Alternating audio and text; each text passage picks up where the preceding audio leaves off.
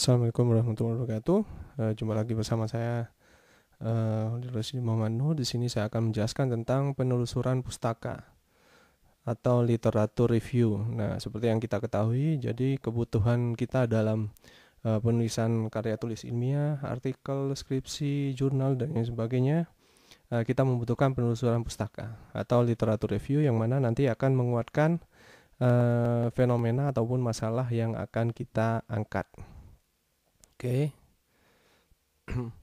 Definisi dari literatur review berisi uraian tentang teori, temuan, dan bahan penelitian lain yang diperoleh dari bahan acuan untuk dijadikan landasan kegiatan penelitian, misalnya dari jurnal, buku, atau artikel ilmiah. Uraian dalam literatur review ini diarahkan untuk menyusun kerangka pemikiran yang jelas tentang pemecahan masalah yang sudah diuraikan dalam sebelumnya pada perumusan masalah. Nah, jadi adanya permasalahan, nah kita sudah punya asumsi bahwa atau pemikiran bahwa orang yang sebelumnya atau peneliti yang sebelumnya itu sudah pernah memikirkan permasalahan tersebut, atau kita juga melihat ke belakang, adakah penelitian-penelitian yang sudah ada dari apa yang kita pertanyakan atau dari masalah yang ditimbulkan atau masalah yang akan kita angkat. Nah, seperti itu. Jadi literatur review di sini memudahkan kita untuk mengurai tentang teori atau temuan bahan penelitian lain yang eh, kita yang akan kita lakukan gitu. Jadi sebagai penguat dari tulisan yang nanti akan kita buat. Jadi berdasarkan data ataupun fakta ataupun literatur yang sudah pernah ada gitu. Tinjauan pustaka memiliki arti peninjauan kembali. Nah, jadi peninjauan kembali terkait artikel yang sesuai dengan masalah dalam penelitian. Nah, seperti apa yang sudah saya sampaikan tadi. Fungsi penelusuran pustaka, ada 6M fungsi penelusuran pustaka. Yang pertama, mengkaji sejarah permasalahan. Nah, jadi masalah yang kita angkat, nah kita kaji sejarahnya atau sebelumnya itu seperti apa. Terus yang kedua, membantu pemilihan metode penelitian. Yang ketiga, mendalami landasan teori yang berkaitan dengan permasalahan dalam penelitian. Yang keempat, mengkaji kelebihan dan kekurangan hasil penelitian terdahulu. Nah, nanti kita akan menemukan masalahnya, atau kita akan juga menemukan gapnya. Nanti itu seperti apa. Terus yang kelima, menghindari duplikasi penelitian. Apabila dari permasalahan yang kita angkat dan sudah pernah diteliti, jadi permasalahannya persis sama seperti yang nanti akan kita angkat, ya berarti kita harus memikirkan kembali apa yang masih belum atau apa yang masih menjadi pertanyaan dari permasalahan yang sudah diselesaikan tersebut gitu. Jadi untuk menghindari duplikasi. Jadi gampangannya, buat apa kita meneliti sesuatu hal yang memang sudah terjawab atau yang sudah diteliti sebelumnya. Yang keenam, menunjang perumusan masalah. Sumber penelusuran pustaka ada primer, sekunder, dan grey literatur atau literatur abu-abu ya.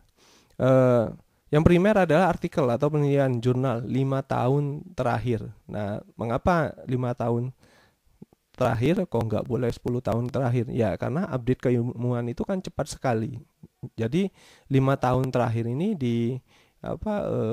diumpamakan bahwa orang itu sudah banyak yang meneliti 5 tahun terakhir. Jadi kalau kita meneliti kita mengambil sumber 10 tahun terakhir, ya bisa dikatakan sudah jadul ya, atau sudah lama gitu. Jadi kita harus mencari yang terupdate atau yang terbaru, karena ilmu itu selalu berkembang atau sifatnya dinamis. Yang kedua yaitu sumber penelusuran pustaka sekunder. Ada buku, ada media cetak, ada di TV, radio, internet, dan ada media elektronik, dan juga media cetak dari koran ataupun majalah. Nah, mungkin yang sekarang sudah terkurangi ya, seperti koran atau majalah, yang paling banyak dari media elektronik. Nah, itu yang boleh, asalkan sumbernya jelas. Kalau buku sampai sekarang masih tetap bertahan, baik berupa buku cetak maupun buku digital. Terus juga grey literatur, artikel atau jurnal yang tidak dipublikasikan. Nah, itu boleh, atau situs web pemerintah, organisasi, dan yang lain sebagainya. Tapi tetap sumbernya harus jelas. 5 langkah menyusun penelusuran pustaka. Yang pertama yaitu identifikasi keyword atau kata kunci yang akan digunakan dalam pencarian. Nah, ini kalau kita akan menelusuri via internet ya. Yang kedua yaitu tempatkan literatur yang sesuai. Yang ketiga, evaluasi dan kritisi terkait literatur yang didapat. Nah, setelah kita mendapatkan misalkan ada keyword sudah mendapatkan hasil pencarian, misalkan ada 1000 ataupun ada 500 ya, berarti kita harus evaluasi ini memang benar sesuai dengan masalah yang akan kita angkat atau tidak. Yang keempat, susun literatur yang didapat dan yang sesuai. Nah, jadi Anda yang bisa menyusunnya sendiri. Yang kelima, baca ulang terkait literatur yang sudah didapat. Nah, ini berdasarkan Creswell ya. Nah, kita jangan terus kita sudah mendapatkan keywordnya misalkan ada 100, ada 500, nah kemudian kita download semua baru kita baca. Enggak. Jadi cukup kita lihat dari judul ataupun abstraknya terlebih dahulu sebelum mendalami. Nah, setidaknya proses skimming itu akan mempermudah kita dalam mencari literatur. Yang pertama yaitu identifikasi. Pastikan keyword yang akan digunakan dalam mencari literatur. Nah, itu sudah benar gitu. Misalkan Anda ingin mencari tentang hipertensi, ya sudah cukup keyword hipertensi, ataupun misalkan tentang DM atau tentang penyakit-penyakit lainnya. Jadi keywordnya ya semakin spesifik, semakin mudah mencarinya. Yang kedua yaitu gunakan juga beberapa kata dari penulis lain dalam mencari literatur.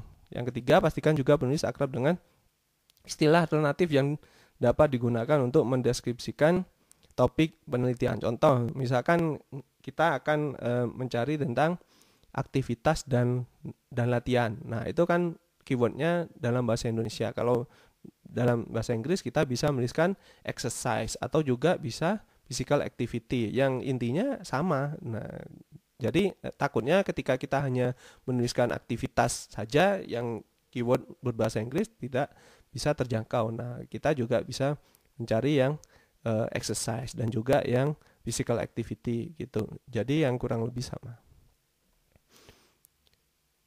Tempatkan literatur. Jadi gunakan perpustakaan akademik. Jangan batasi pencarian Anda untuk pencarian artikel sesuai elektronik atau secara elektronik. Nah, juga diupayakan tetap pergi ke perpustakaan gitu. Siapa tahu memang literatur yang kita cari itu ada di buku-buku di perpustakaan. Gunakan sumber primer dan sekunder. Jadi sumber utama adalah penelitian yang dilaporkan oleh peneliti yang melakukan penelitian. Kenapa kok ada yang primer dan sekunder? Karena validasinya lebih mudah untuk yang primer ataupun yang sekunder. Contoh, misalkan kalau kita ambil di internet, nah itu kan juga mudah ditelusuri. Tapi kita juga kadang kesulitan juga ini sudah di-copy atau tidak, misalkan ini autornya ini sudah benar atau tidak. Nah, jadi semakin mudah divalidasi maka penelitian itu semakin bagus. Literatur abu-abu atau grey literatur, misalkan laporan pemerintah, situs web dan jurnal yang tidak terpublish. Nah, itu juga diperbolehkan tapi harus detail itu tadi atau bisa ditelusuri. Critically evaluate and select literatur. Nah, kita mengkritisi atau juga mengevaluasi dalam proses pemilihan literatur, mengandalkan artikel jurnal yang diterbitkan dalam jurnal berkualitas atau terakreditasi. Prioritas pencarian yang pertama yaitu cari artikel jurnal yang terdapat dari referensi yang jelas dan hasil positif. Yang kedua, artikel jurnal dengan hasil negatif. Nah, buku yang sesuai topik penelitian, makalah konferensi, disertasi dan tesis.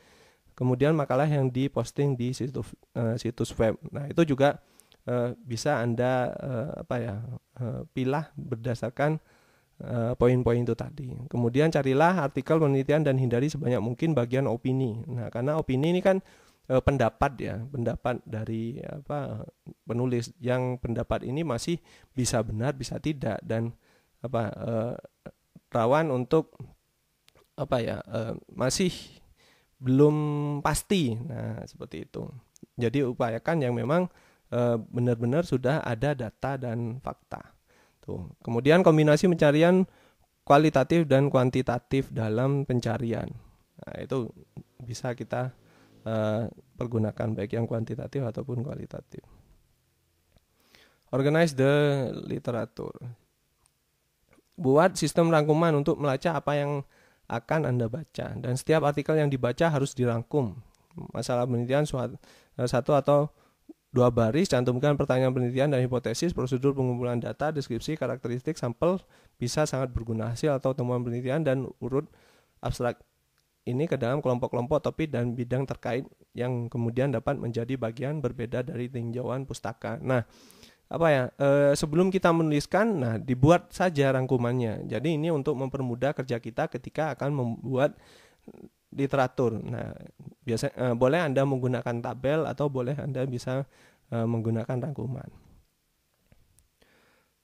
Jadi organisasiannya atau sorting literaturnya, misalkan ada artikel pendukung. Jadi catat argumentasi dan bukti hasil penelitiannya. Nah, artikel yang tidak mendukung, nah misalkan ada yang mayor atau minor. Nah, misalkan tidak sesuai dengan hasilnya negatif atau hasilnya positif, atau ketika kita mengangkat suatu permasalahannya, nah artikel yang pertama mensupport penelitian kita, artikel yang kedua malah menyatakan bahwa sebenarnya permasalahannya itu atau tidak ada permasalahan. Nah, misalkan seperti itu.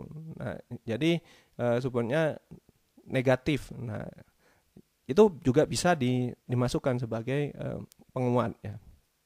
Tuh. Kemudian untuk grouping informasinya.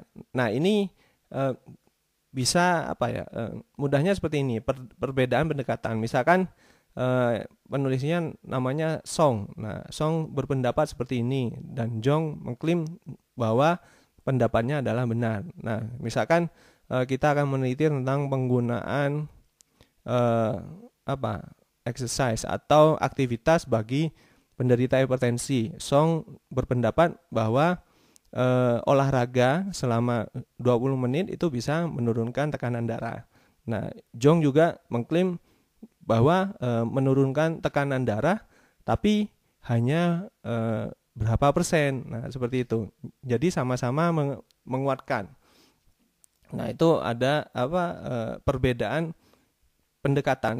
Misalkan sama-sama menurunkan, yang satunya misalkan menurunkan bisa sampai 20 mmHg, atau yang satunya menggunakan prosentase. Nah, misalkan seperti itu untuk perbedaan pendekatannya, atau malah bisa berbeda exercise dengan atau exercise lebih dari 10 menit atau 20 menit ternyata tidak menurunkan tekanan darah. Nah, misalkan seperti itu perlu kita cermati juga.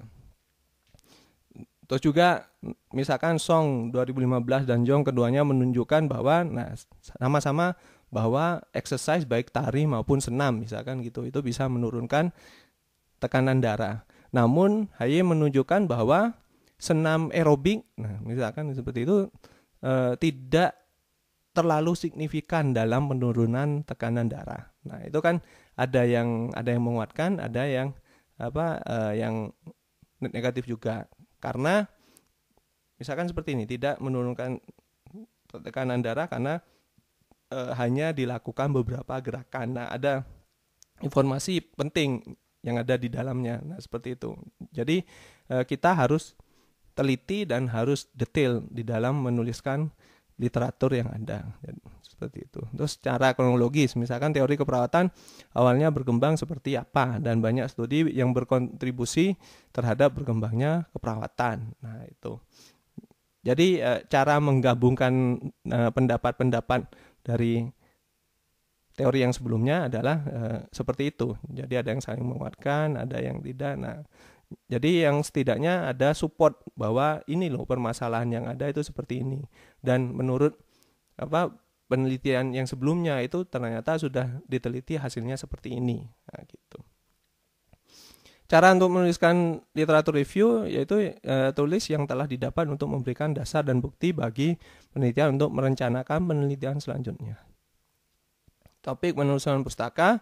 Fokus dalam penelusuran pustaka adalah pada sumber primer atau jurnal. Untuk sumber sekunder seperti buku dan tidak terlalu disarankan. Nah, ya upayakan jurnal ya, karena memang yang terupdate itu tadi. Nah, buku kalau memang bukunya masih terbaru ataupun update tentang guideline dan sebagainya. Nah, itu ya sebenarnya tidak apa-apa juga.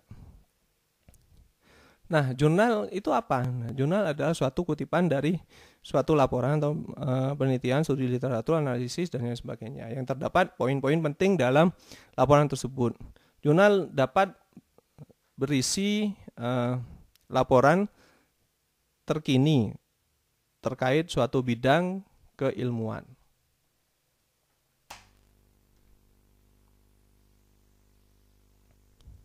Perbedaan jurnal atau artikel ilmiah dan buku. Nah, jurnal artikel ilmiah penjelasan berfokus pada satu topik. Nah, jadi lebih detail dan lebih mendalam. Perkembangan terbaru, informasi terkini.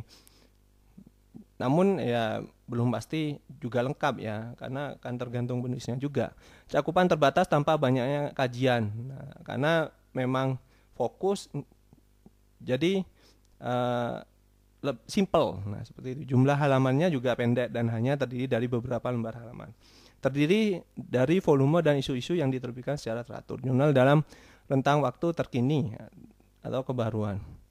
Kalau buku penjelasannya pada banyak topik dan lebih luas. Ada jeda waktu terkait penemuan informasi baru dan informasi lebih lengkap, cakupan lebih luas dan lebih banyak kajian. Jumlah halaman lebih panjang, bisa sampai ratusan.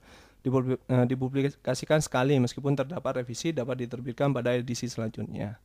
Dan ringkasan beberapa jurnal dalam rentang waktu yang lama. Nah, jadi cakupannya lebih luas.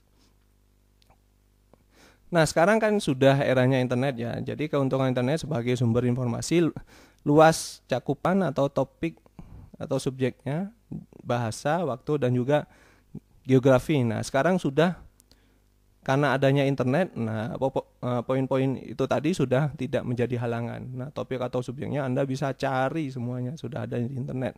Bahasa, nah sekarang sudah global ya. Nah, bahasa Indonesia, bahasa Inggris semuanya sudah ada. Nah, satu pintu bisa lewat internet. Nah, waktu mau mengakses kapan saja bisa. Nah, misalkan dulu Anda ke perpustakaan, nah, perpustakaan kan ada batas waktunya dari pagi sampai sore, ya kadang sampai malam. Tapi sekarang sudah eranya internet, mau akses jam 12 malam, jam 3 pagi itu sudah bisa.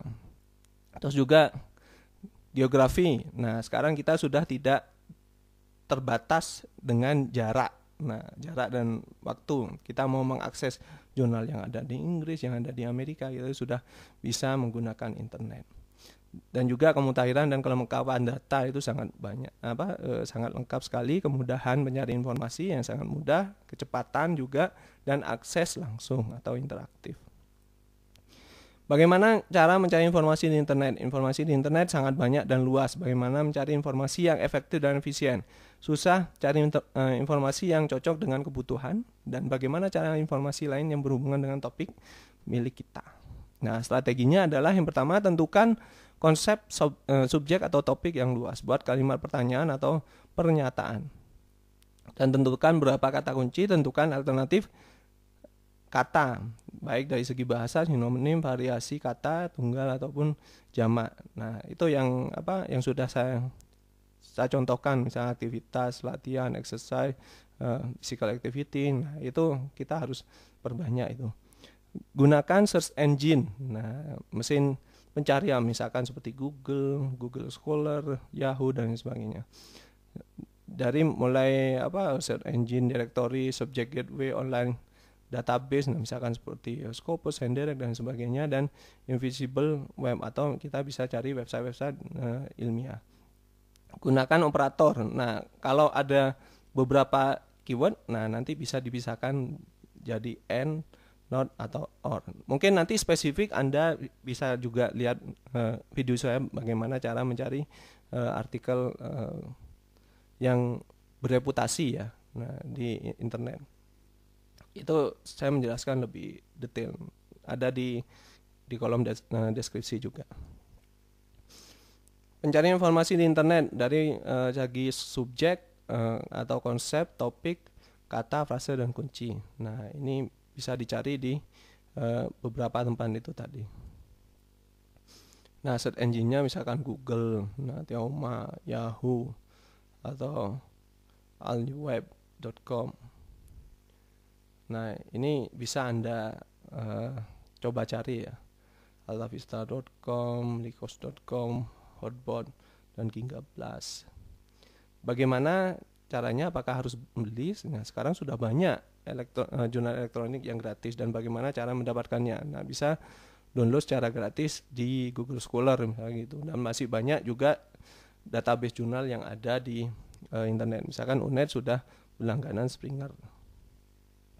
Nah, ini contohnya Google Scholar. Nah, tinggal Anda search ya di mesin pencariannya. Nanti kalau kita ingin mendapatkan full text-nya, tinggal klik PDF ini. Tuh. Kita juga bisa mengakses di Perpustakaan Nasional. Jadi di Perpusnas itu upayakan Anda sudah daftar ya, supaya bisa mengakses beberapa jurnal yang dilanggan oleh Perpustakaan Nasional. Itu juga lumayan membantu. Teknik sitasi atau kutipan. Setelah mengambil tulisan dari penelitian seseorang, maka wajib untuk mencantumkan nama penulis yang dikutip. Pedoman penulisan di UNED mengikuti Harvard Style. Jika menggunakan buku minimal 5 tahun terakhir, jika jurnal minimal 10 tahun terakhir. Nah, misalkan contoh ini, contoh daftar pustakanya seperti ini. Atau Anda juga bisa menggunakan software Mendeley ya. Nah, itu juga saya sudah membuat tutorialnya juga, silakan dilihat di kolom deskripsi nanti. Itu contohnya. Jadi nama, kemudian judul, dan publikasi atau tempat publikasi, dan juga nomor terbitan. Ini adalah contoh sitasi. Nah, usahakan menggunakan software supaya rapi, karena Mendeley softwarenya gratis ya. Nah, lanjutannya ini ada ini. Dan evaluasi dari hasil penelusuran, yang pertama otoritas penulis, para penulis, waktu publikasi tulisan yang bersangkutan, kemutakhiran, jenis publikasi, keterkaitan, relevansi isi, target pembaca, citasi rujukan, pernah digunakan penulis lain atau diulas penulis lain. Sebagai tambahan, evaluasi sumber informasi, bagaimana mengulas analisa sumber informasi menggunakan secara kritis bahan yang diperoleh dari website tertentu. Oke, mungkin itu saja penjelasan dari saya bagaimana cara penelusuran pustaka, literatur, dan juga referensi. Terima kasih, kurang lebihnya mohon maaf. Assalamualaikum warahmatullahi wabarakatuh.